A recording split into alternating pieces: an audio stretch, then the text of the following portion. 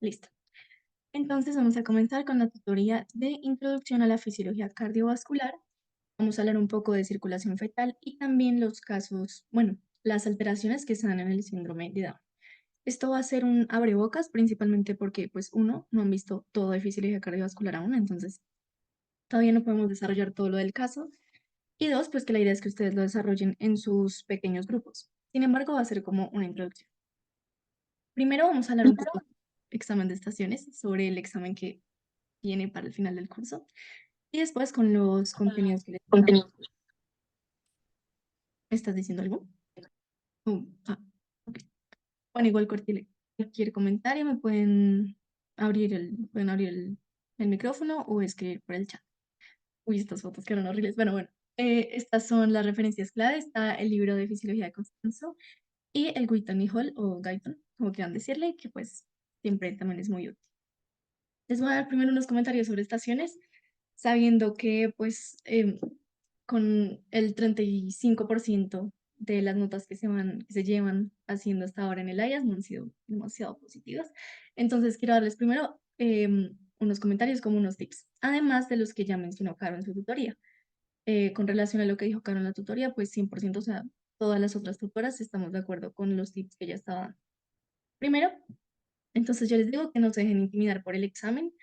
El examen originalmente puede dar como bastante miedo, bastante susto, teniendo en cuenta que es todo abierto, etcétera, y que es el último examen de biomédicas. Tengan en cuenta, por un lado, que no es acumulativo, los temas son estos 10 de fisiología y estos 4 que salen en farmacología, no incluye lo del MRC, entonces tómenlo como un nuevo inicio, que igual es súper chévere, esta parte es muy divertida. Lo otro es, lo importante es que entiendan los temas. No es tan importante que se memoricen datos en específico, por un lado, porque normalmente se valen varias respuestas. Es decir, como pasó en el PSM-PRC, si ustedes demuestran de alguna forma que están yendo por buen camino en sus respuestas, entonces seguramente se los van a valer y seguramente les va a ir bien.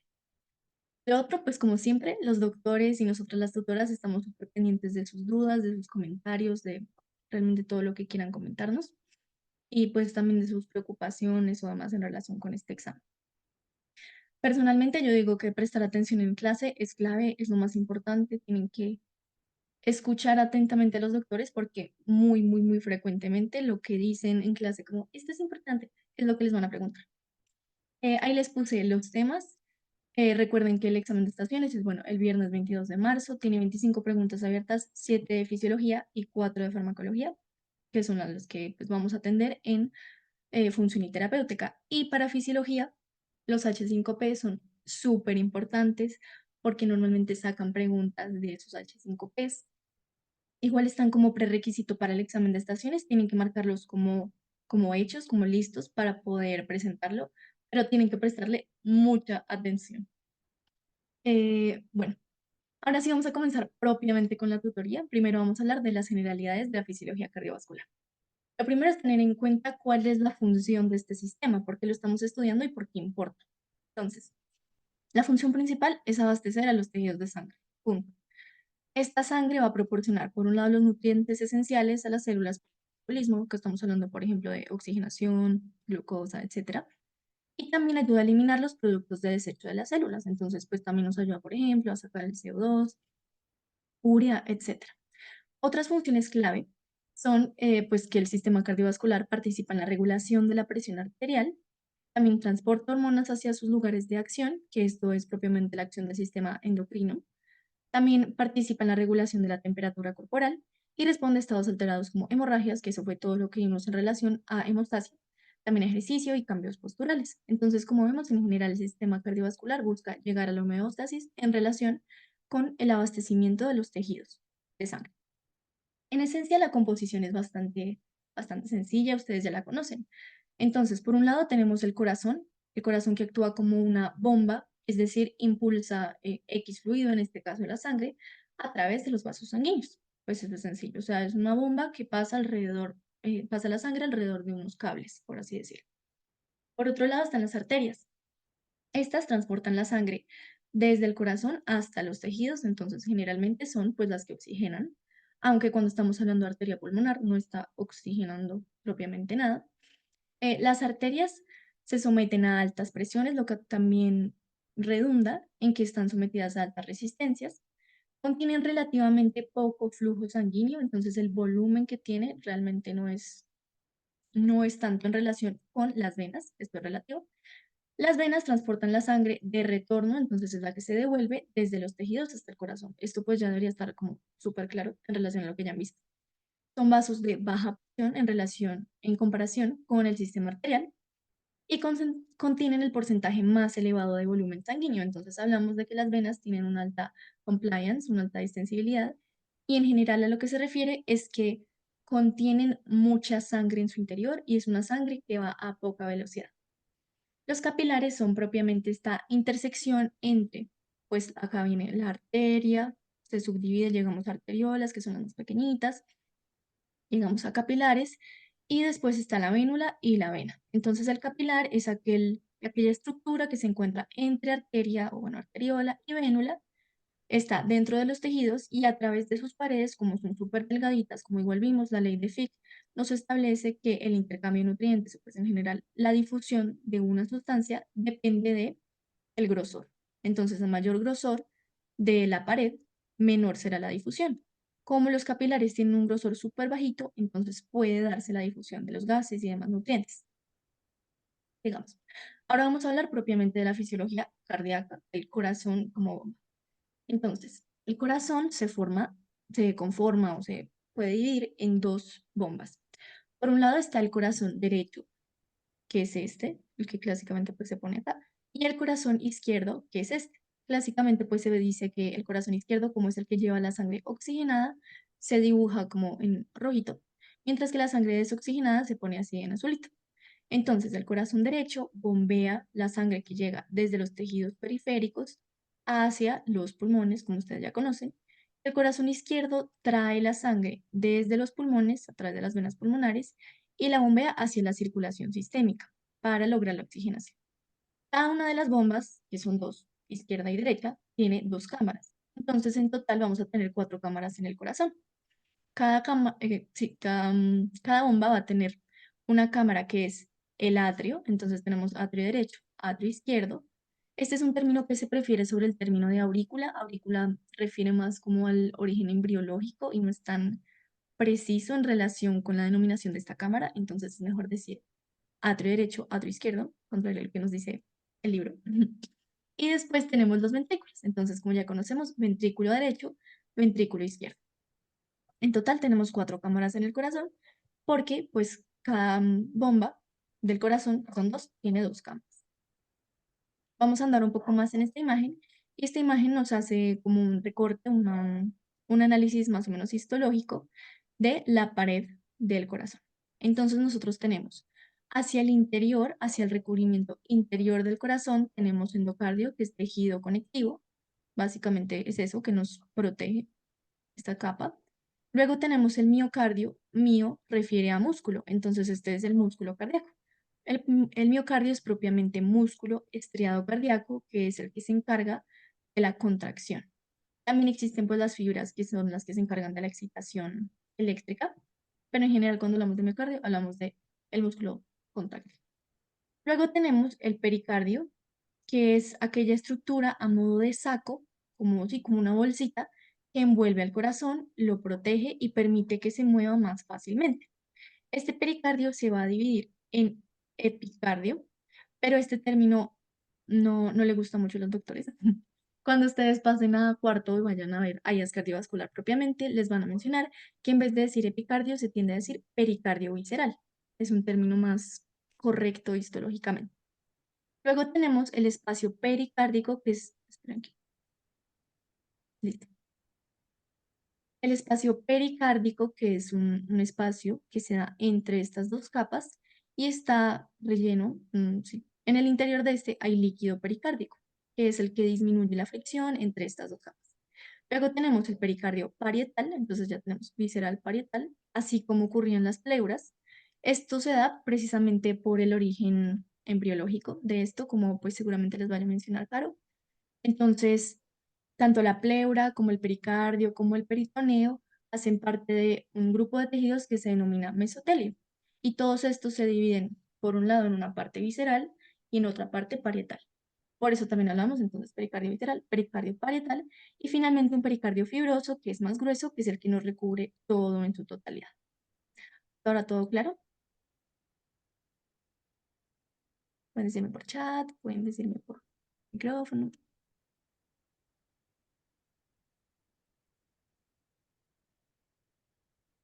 Bueno, estamos callados, yo entiendo que es viernes. Bueno, igual, si tienen cualquier duda, me avisan, me pueden interrumpir, pueden escribir por el chat, como. Bueno, el músculo cardíaco, que ya sabemos que es el. Listo, perfecto. El músculo cardíaco, que ya sabemos que es el miocardio, actúa como un sinsitio funcional. Sinsitio refiere a la unión de múltiples células que actúan como una sola. Entonces acá hablamos que el músculo cardíaco, por un lado, tiene discos intercalados, que es lo que se observa acá, estos son los núcleos, acá tenemos también las miofibrillas, actina y miocina. Los discos intercalados son las membranas celulares que separan las células musculares cardíacas individuales.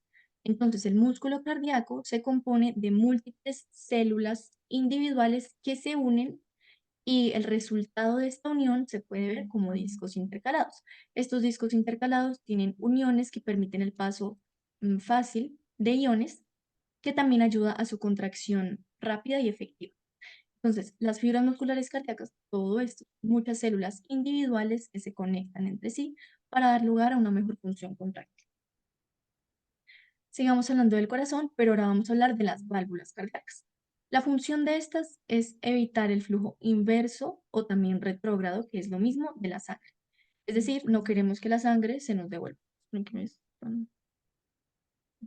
Es decir, no queremos que la sangre se nos devuelva. Hay dos tipos de válvulas, las atrioventriculares, que para que se acuerdan, pues está bastante fácil por el nombre, entonces son las que están entre atrio y ventrículo, que son la válvula tricúspide cuando hablamos del corazón derecho y mitral cuando hablamos del corazón izquierdo. Estas válvulas atrioventriculares son las únicas que tienen cuerdas tendinosas y tienen músculos papilares, que son esas estructuras de acá, que nos ayudan a una mejor función de estas válvulas. Cuando se contrae, entonces permite que estas válvulas se abran y permite el flujo de sangre normal. Y cuando el corazón se relaja, entonces se cierran estas válvulas, estas valvas, y se evita el flujo inverso. Esto, especialmente en las válvulas atrioventriculares, se da en sístole. Entonces nosotros no queremos que cuando el corazón se esté contrayendo, la sangre se nos devuelva de los ventrículos hacia los atrios. Nosotros queremos que pase pues hacia las arterias. Las válvulas semilunares son la aórtica y pulmonar. Acá nos muestran la válvula aórtica. Y estas impiden el flujo retrógrado de sangre en diástole. Nosotros no queremos que después de haber contraído el corazón, es decir, que se nos salió la sangre hacia acá, después, cuando el corazón se distienda, se relaje, no queremos que esta sangre se devuelva. Entonces acá para que quede más claro, esto es lo normal. Ay, me corté tan horrible. Bueno, ya. Esto es lo normal. En sístole, entonces estas válvulas se cierran para que la sangre no se devuelva. Y a nivel de las válvulas semilunares, esto es lo normal, es decir, de ventrículo a arteria, que puede ser la aorta o la pulmonar, y la válvula después se cierra cuando llegamos a diástole para que esta sangre no se nos devuelva. Todo esto depende del gradiente de presiones que se ha formado. Bueno, ahorro esto, listo. Ahora vamos a hablar de los circuitos que conforman el sistema cardiovascular. El sistema, que esté como un poco algo. El sistema cardiovascular tiene circuitos tanto en serie como en paralelo, que pues son bastante similares a los circuitos en serie y en paralelo que se evalúan cuando, por ejemplo, estamos evaluando circuitos eléctricos. En este caso estamos hablando de circuitos de sangre. Tenemos dos grandes circulaciones o circuitos en nuestro sistema cardiovascular. Por un lado está la circulación sistémica, que es la misma circulación general, que es la que sigue, voy a dibujar, desde cavidades izquierdas, entonces corazón izquierdo, hacia arterias, capilares y venas sistémicas. Es decir, va así en serie, porque vamos de un lado a otro. Y por otro lado está la circulación pulmonar, que es aquella que va desde cavidades derechas hacia las arterias bueno, capilares y venas pulmonares. En general, podemos decir que estos son circuitos en serie, porque vemos que solo hay un posible paso de la sangre. Entonces es sencillo. Tiene que pasar por la arteria pulmonar, por ejemplo, tiene que pasar por la arteria aorta. Esto es lo que define el circuito en serie. Solo hay una vía, por así decirlo. Por cada uno de estos circuitos, entonces de sistémico y pulmonar, circula el 100% del gasto cardíaco. Entonces, como no hay otra vía, pues sencillamente todo el gasto cardíaco pasa por acá. El gasto cardíaco es el volumen de sangre que se expulsa por unidad de tiempo, normalmente por un minuto. Ahí está, voy a borrar. Listo. Entonces, para que lo entendamos mejor, simplemente les oculto esto porque esto es la otra parte que vamos a analizar, que son los circuitos en paralelo. Entonces, simplemente decimos que este, pues es un circuito en serie porque más o menos va así. No hay otra forma, no hay como escapatoria de la sangre. Tiene que pasar necesariamente por cada uno de los lados que se han dispuesto para al fin. Ahora vamos a hablar, ya hablamos de estos circuitos en serie que son sistémico y pulmonar, y luego está el circuito en paralelo. El circuito en paralelo refiere específicamente al paso de sangre por circulaciones específicas referentes a cada órgano o cada tejido en especial. Entonces acá vemos cómo nosotros veníamos hablando de un gasto cardíaco que pues, es el 100%, porque nosotros sabemos que el 100% de lo que sale del ventrículo izquierdo tiene que pasar a la aorta, pero una vez pasamos de la aorta y vamos hacia arterias, pues arteriolas, este gasto cardíaco se va a dividir. Entonces, por el cerebro, por ejemplo, por las arterias cerebrales, no va a pasar siempre el 100% del gasto cardíaco, sino que generalmente pasará un 15% de este volumen. Hay que tener en cuenta que este gasto cardíaco se distribuye en diferentes proporciones a lo largo de los tejidos y también depende de condiciones específicas en cuanto al estado fisiológico en el que nos encontramos. Entonces, si una persona está haciendo ejercicio, va a aumentar el gasto cardíaco que se define para el músculo esquelético. Porque si estamos haciendo ejercicio, yo quiero que mis músculos reciban más sangre para que puedan contraerse más y para que se dé un mejor trabajo. Entonces, por ejemplo, pues no sé, podría pasar de 25% a 35%.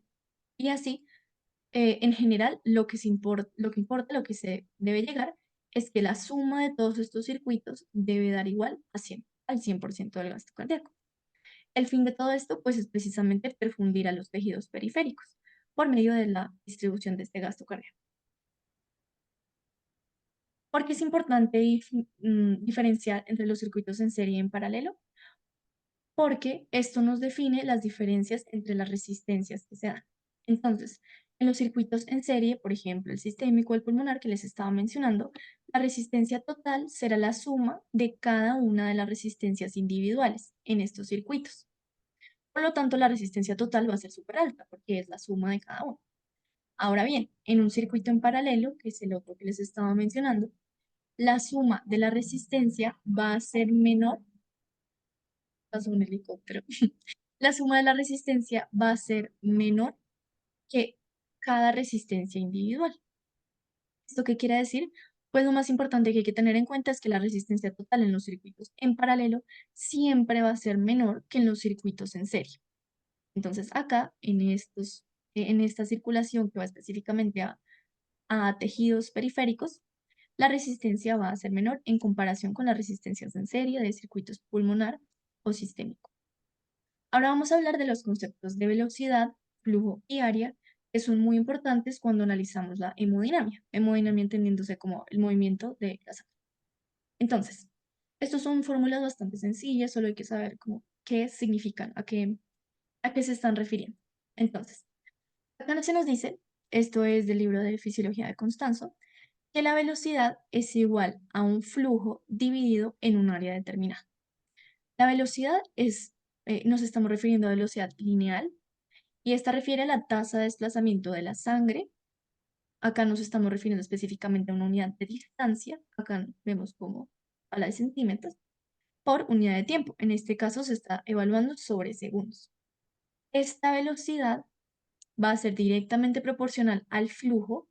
El flujo es el volumen que transcurre por X vaso, X tubo, por así decirlo, por unidad de tiempo. Entonces volumen pues en mililitros, unidad de tiempo en segundos. Y el área evalúa el área de sección transversal de un vaso sanguíneo o de un grupo de estos. Cuando vamos a evaluar el área de un vaso sanguíneo, entonces la fórmula es la misma fórmula para hallar el área de un círculo, pi por radio al cuadrado. Acá encontramos cómo se evalúa la relación entre el área de sección transversal y el volumen sanguíneo entre diferentes partes de los sistemas, de los circuitos que les estaba mencionando. Lo importante que hay que tener en cuenta es que, bueno, por un lado, la velocidad es directamente proporcional al flujo e inversamente proporcional al área de sección transversal. Entonces, a mayor área, menor velocidad. Esto es lo que se nos establece en esta imagen. Acá tengo un área máxima de 100 centímetros cuadrados y no sé si cuál se había mencionado, bueno, pi por radio al cuadrado, sí. Acá tenemos un área máxima de 100 centímetros cuadrados, sin embargo, la velocidad es mínima, digamos. Acá hay otras ecuaciones que hay que tener en cuenta cuando se evalúa el flujo de sangre a través de los vasos sanguíneos. Por un lado está la ley de Ohm aplicada. Decimos que es aplicada porque la ley de Ohm normalmente se refiere a circuitos eléctricos. Sin embargo, como acá no estamos hablando de un circuito eléctrico, sino un circuito sanguíneo, pues se pasan las variables hacia las que nos convienen ahora mismo. Entonces, esta nos establece que el flujo, que es el volumen de sangre que pasa por unidad de tiempo, es igual a la diferencia de presiones, es decir, pues digamos que yo tengo, digamos que yo evalúo la presión del ventrículo derecho y la presión de la arteria pulmonar. Entonces vamos a hacer esta diferencia de presiones, que no es más que una resta entre estas presiones, y esto se divide sobre la resistencia que se dé en el vaso sanguíneo. Acá de nuevo tenemos que tener en cuenta, por un lado, que el flujo es inversamente proporcional a la resistencia. Mayor resistencia, menor flujo. Y otra cosa que hay que tener en cuenta es que la dirección del flujo se determina por la dirección del gradiente de presión. Entonces, si yo tengo mayor presión, pues pongamos en el ventrículo izquierdo que en la arteria aorta, entonces la dirección del flujo irá de mayor a menor presión. Esto es muy importante cuando evaluamos gasto cardíaco. Y la otra ecuación que es importante tener en cuenta, que igual ya la han visto, es la ecuación de Poiseuille, creo que se dice así, que nos establece, lo más importante, nos establece que la resistencia depende primordialmente del radio.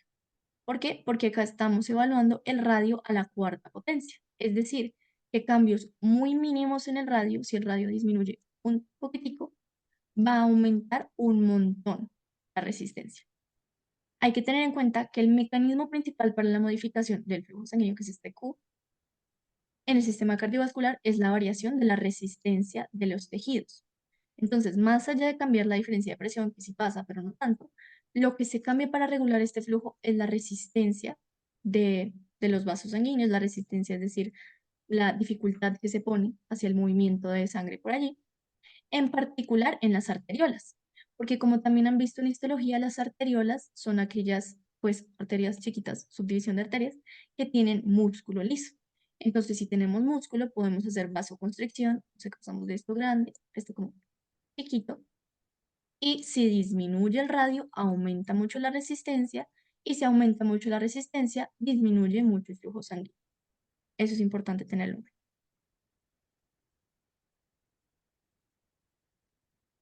Ahora vamos a hablar de la circulación fetal. Entonces ya hablamos de estas generalidades de la fisiología cardiovascular. ¿Alguna pregunta en relación a ello? Oye, sí, ¿será que puedes explicar eso último que dijiste, por favor? Ujú, listo. Ay, perdón. De la relación entre estas ecuaciones. Sí, por favor. Ok. Entonces voy a comenzar, en este caso voy a comenzar a explicarles ay, con la ecuación de Poiseuille, que es la que nos establece la resistencia, para luego relacionarla con la ley de Ohm, para ver si así queda como más clarito. Entonces, esta ecuación establece que la resistencia primordialmente depende del radio del vaso sanguíneo elevado a la cuarta potencia. Bueno, acá se me metió el pie. El radio del vaso sanguíneo. ¿Qué quiere decir esto? Que, por ejemplo, entonces yo tengo una arteriola que esta arteriola se caracteriza primordialmente porque tiene una gran capa de músculo liso. Si tiene músculo liso, o sea, bueno, vamos a ponerlo así, en su túnica media, si tiene músculo liso, quiere decir que se puede vasoconstreñir o también vasodilatar. Pero acá lo más importante va a ser la vasoconstricción. Como esta arteriola tiene músculo liso, puede disminuir su radio. Al disminuir el radio, aumenta muchísimo la resistencia, porque la resistencia y el radio son inversamente proporcionales.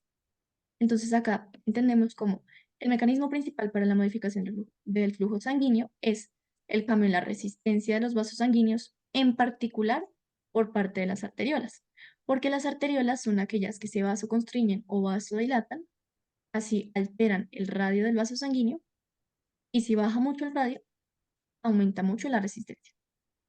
¿Por qué importa que aumente la resistencia? Pues por la ley de Ohm. La ley de Ohm establece que el flujo, que es Q, que el flujo es el paso de un volumen, acá, en relación con una unidad de tiempo.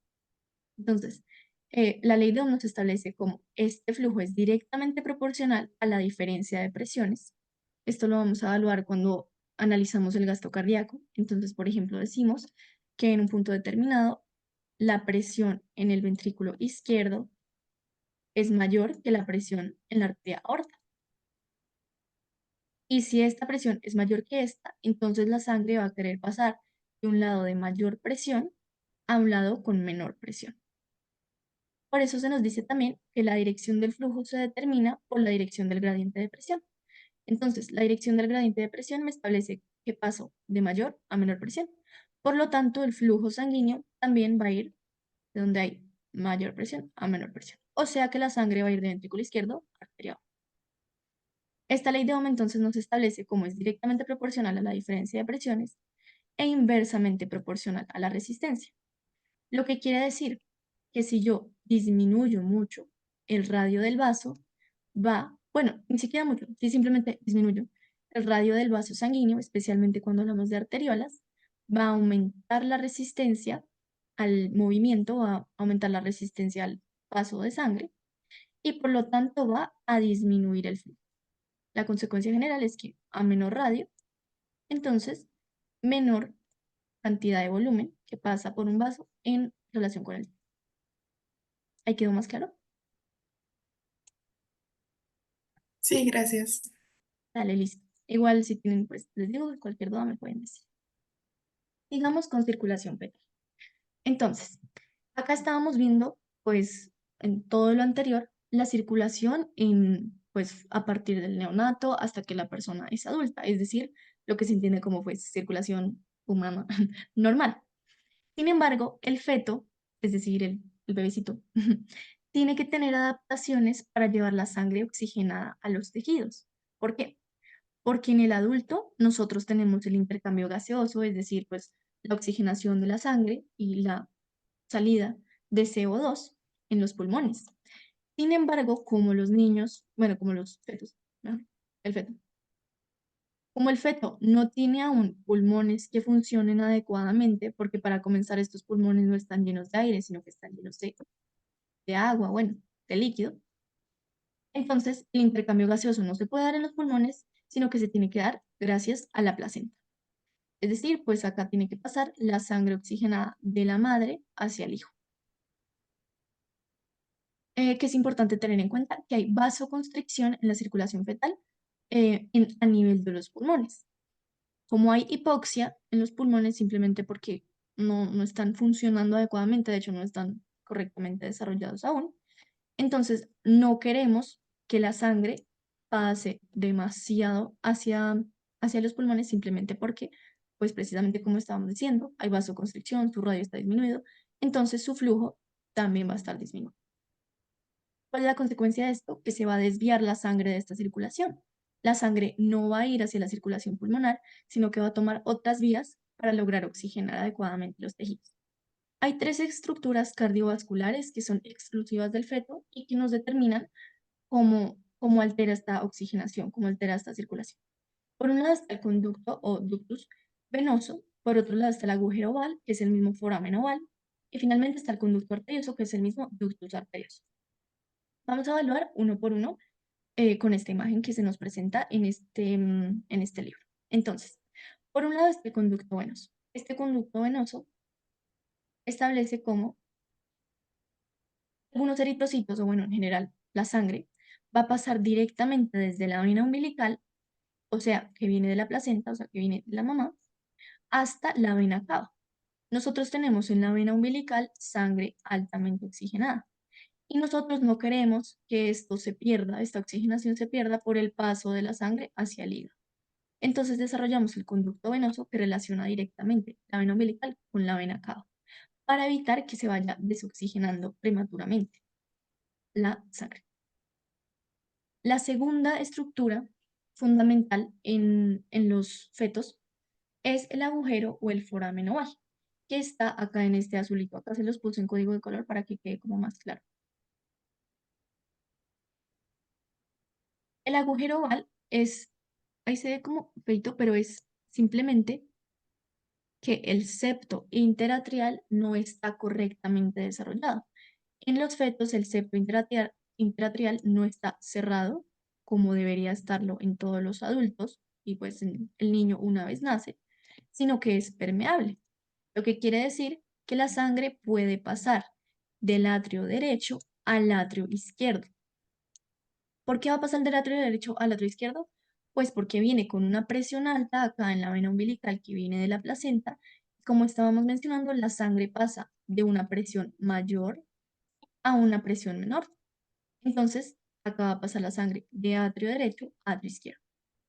Si por alguna razón una persona nace y todavía tiene este foramen oval permeable, es decir, que no se desarrolla correctamente el septo intratrial y que la sangre puede pasar de un lado a otro, posiblemente ya no pase la sangre del atrio derecho al atrio izquierdo, sino que va a pasar, y ahí quedó como chito, sino que va a pasar del atrio izquierdo al atrio derecho, posiblemente por una alteración en el gradiente de presión.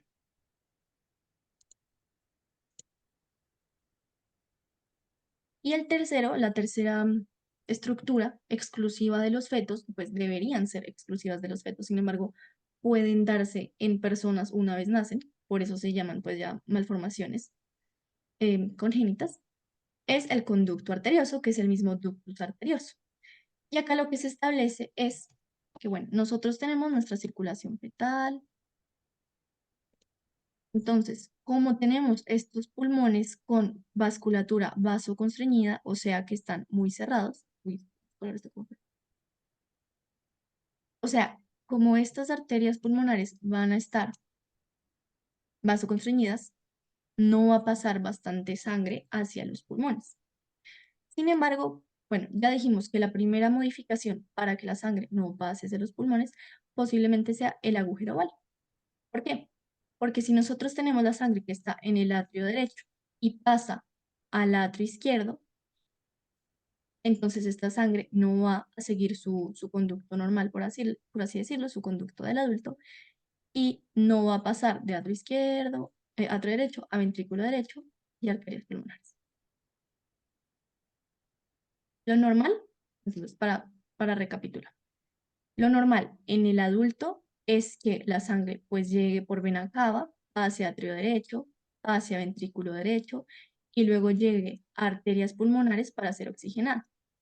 Sin embargo, nosotros en los fetos, esta circulación va a estar vasoconstreñida. No va a ser útil simplemente porque los pulmones aún no nos sirven, los pulmones no tienen aire para hacer el intercambio gaseoso. Por lo tanto, una modificación que se va a realizar es el agujero oval, que es el que estamos viendo en la diapositiva anterior, por medio del cual la sangre pasa del atrio derecho al atrio izquierdo. Esto no debería pasar en los adultos, sin embargo, sí pasa en los fetos.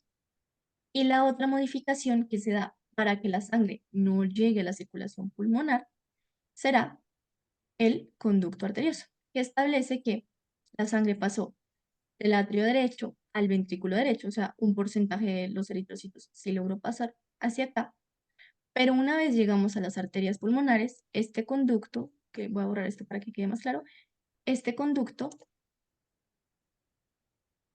me conecta a la arteria pulmonar las arterias pulmonares con la arteria aorta. Entonces, así evitamos que la sangre llegue pues a los pulmones porque ahí no nos sirve, ahí está la vasculatura está vasoconstreñida y va a pasar directamente la sangre oxigenada a la arteria aorta para oxigenar a todos los tejidos periféricos. ¿Eso quedó claro? Estas adaptaciones fetales.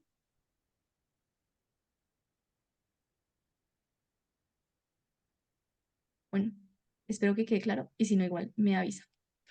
Un elemento importante a tener en cuenta es que algún porcentaje, un porcentaje bajo, pero existente, sí llega a los pulmones. Entonces ya dijimos, hay dos formas en las que la sangre, pues específicamente no pase a la circulación pulmonar, que va a ser el conducto arterioso, el agujero oval.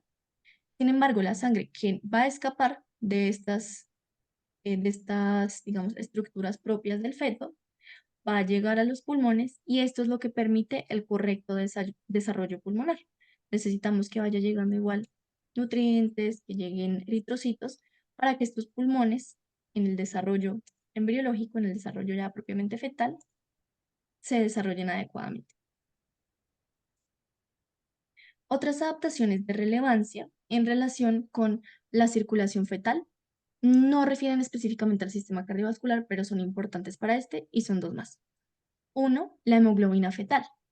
Entonces, el feto no va a tener hemoglobina adulta, que es la que pues tienen los adultos, como dice su nombre, sino que va a tener esta hemoglobina que tiene dos cadenas alfa, dos cadenas gamma. Recordemos que la hemoglobina adulta tiene dos cadenas alfa, dos cadenas beta. La hemoglobina fetal, como tiene estas dos cadenas gamma, va a tener una mayor afinidad por el oxígeno. ¿Esto porque es importante? Pues que queremos que el feto tenga la mayor oxigenación posible. En este caso, pues si tenemos mayor afinidad por el oxígeno, entonces va a llegar más sangre efectivamente hacia sus estructuras. Y la otra adaptación de relevancia en la circulación fetal es el cordón umbilical, que acá se nos muestra cómo en la circulación fetal hay dos arterias por una vena. Entonces tenemos dos arterias umbilicales que van para que la sangre se oxigene en la placenta por una vena. Esto es diferente a la circulación adulta porque normalmente en los adultos hay más venas que arterias. Por eso esta es una circulación distinta.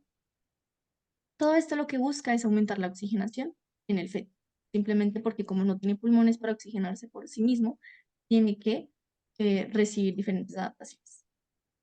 ¿Circulación fetal quedó clara? ¿O quieren que repita alguna parte?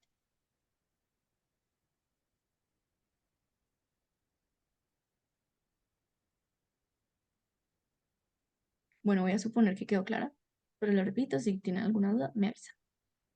¿Si me están escuchando bien?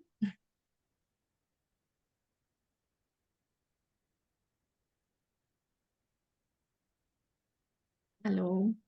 Bueno, ¿me escuchan? Ah, ok, ok. Bueno, si tienen cualquier duda, me avisa.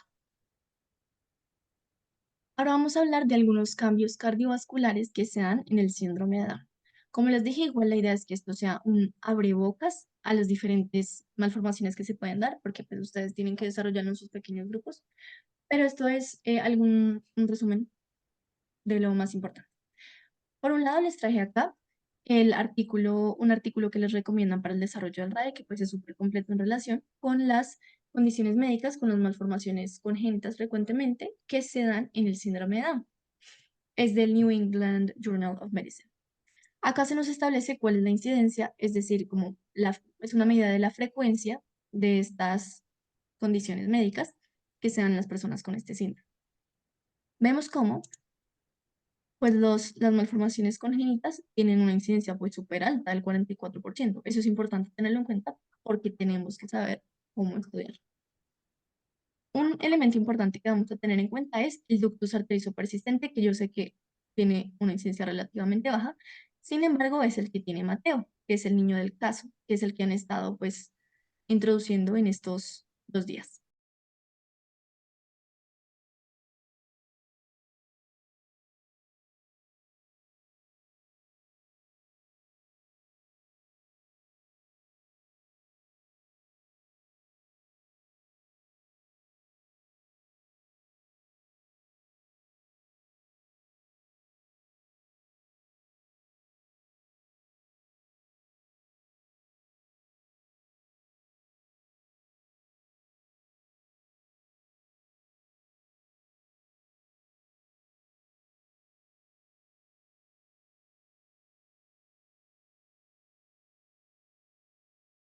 Otra enfermedad que es bastante frecuente o relativamente frecuente en el síndrome de Down es la tetralogía de Fallot. Se nos establece que tiene una incidencia del 4%, sin embargo es importante tenerla en cuenta por sus consecuencias tan importantes en la hemodinamia. La tetralogía de Fallot, su nombre lo dice, son cuatro condiciones o anomalías que hacen que la sangre circule desoxigenada sin suficiente oxígeno por el cuerpo. Por un lado vamos a tener estrechez, que pues realmente es un término bastante poco médico, se dice estenosis de la válvula pulmonar. Entonces, esto quiere decir, pues, esta válvula pulmonar va a ser más estrecha, va a abrirse con menos facilidad, por lo tanto va a haber más dificultad para que la sangre pase de ventrículo derecho a arterias pulmonares, por lo tanto va a haber dificultad en la oxigenación. Lo segundo es el engrosamiento de la pared ventricular derecha, que es la hipertrofia del ventrículo derecho, principalmente porque este ventrículo derecho va a estar manejando unas presiones demasiado altas que no debería estar manejando. Por otro lado, tenemos el desplazamiento de la aorta sobre el defecto del tabique ventricular, que es el mismo acabalgamiento de la aorta. Y acá vemos cómo, bueno, acá vemos cómo la aorta se ubica en un lugar aberrante, en un lugar anormal. Normalmente deberíamos tener acá nuestro tabique atrial, bueno, que está atrás, nuestro tabique interventricular. Sin embargo, esta aorta se ubica incorrectamente. El cuarto defecto es la apertura del defecto del tabique ventricular entre ventrículo izquierdo y derecho. Entonces acá vemos cómo normalmente esto debería estar cerrado, porque normalmente debería haber un septum interventricular que me separa, pues específicamente ventrículo derecho con ventrículo izquierdo. Sin embargo, en personas con tetralogía de Fallot esto no se desarrolla adecuadamente. Entonces la sangre va a pasar por gradiente de presión, puede pasar de ventrículo izquierdo a ventrículo derecho, precisamente porque normalmente el ventrículo izquierdo maneja presiones mayores, porque necesitamos manejar una presión alta que llegue hacia la aorta y hacia la circulación sistémica. Pero si el compromiso hemodinámico es muy grave, entonces la sangre puede pasar también hacia de ventrículo derecho a ventrículo izquierdo. Lo otro importante es el defecto del septo atrioventricular, que es, pues, acá como se nos estaba mencionando, no necesariamente es únicamente vinculado a la tetralogía de Fallot, sino también se puede presentar que el septo interatrial o el septo interventricular o ambos no se desarrollen adecuadamente, lo que hace que las cuatro cámaras cardíacas, que son uno, pues, atrio derecho, atrio izquierdo, ventrículo derecho, ventrículo izquierdo, no estén correctamente divididas. Y finalmente vamos a hablar del defecto del septo interventricular. Entonces, como les estaba mencionando, hace que las cavidades cardíacas no estén divididas. Esto es lo normal, tienen que estar separadas. Sin embargo, cuando hay un defecto en este septo, hay una comunicación entre los ventrículos.